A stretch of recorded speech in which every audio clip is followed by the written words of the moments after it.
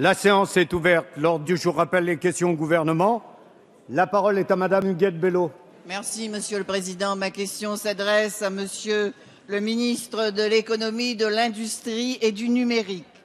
Comme l'électricité en son temps, le numérique, outre qu'il est une filière en soi, irrigue tous les secteurs de l'économie et transforme l'ensemble des usages. Pour les territoires insulaires de faible superficie, cette composante de la troisième révolution industrielle peut être un puissant accélérateur de désenclavement. D'où l'importance cruciale pour la Réunion des décisions qui sont sur le point d'être prises.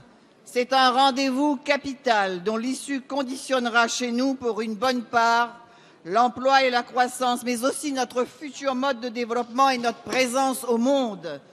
L'enjeu n'a pas échappé aux opérateurs. Le très haut débit ainsi que la 4G font désormais l'objet d'une grande attention.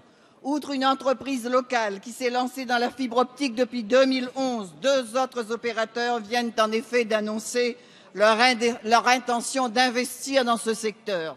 Ce nouvel engouement, qui contraste avec les retards accumulés, les prestations moindres et les tarifs Internet plus élevés, laisse présager une véritable mutation dans le paysage du numérique de la Réunion.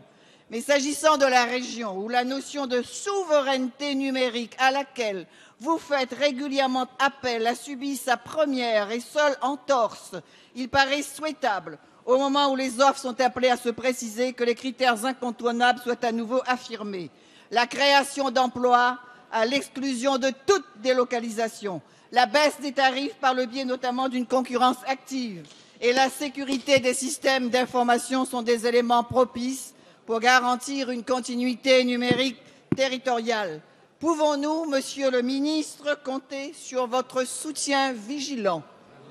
Merci. La parole est à Monsieur Emmanuel Macron, ministre de l'Industrie, de l'Économie et du Numérique. Merci, Monsieur le Président, Mesdames, Messieurs les députés, Madame la députée Huguette Bello.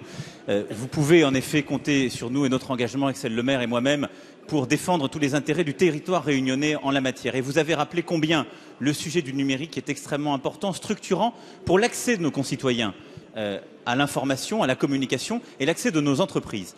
4 points sur lesquels je voulais insister. D'abord, votre territoire a eu à subir les conséquences du rapprochement entre SFR et Numéricable. Vous l'avez évoqué en creux et l'autorité de la concurrence n'a pas manqué de le pointer puisque nous avons demandé en effet à ce que Outre-mer Télécom puisse être recédé à un nouvel acteur pour qu'il y ait une saine concurrence, des prix plus bas et une plus juste concurrence sur le territoire réunionnais. Et sur ce volet-là, donc, d'ici au 15 juin, un accord sera conclu pour la vente du groupe donc à Irigi, ce qui permettra en particulier de baisser les prix et nous veillerons à ce que tous les engagements pris soient respectés. L'autorité de la concurrence a été claire en la matière. Le deuxième point important sur lequel je voulais revenir, c'est le déploiement du très haut débit, la 4G. Et là-dessus, nous avons toujours été clairs depuis 2014. Eh bien, dès que l'opération Outre-mer Télécom sera finalisée, nous lancerons donc l'appel à projet avec en particulier la volonté de favoriser les offres à bas coût pour les ménages les plus modestes et donc là aussi permettre d'équiper le territoire comme il se doit. S'agissant, et c'est mon troisième point, du réseau à très haut débit fixe, comme partout sur le territoire, nous veillons à ce que ce réseau soit déployé par l'ensemble des opérateurs, mais nous accompagnons dans les zones les moins rentables les opérateurs dans ce déploiement. Et donc, à ce titre, l'État s'est engagé à hauteur de plus de 45 millions d'euros à La Réunion.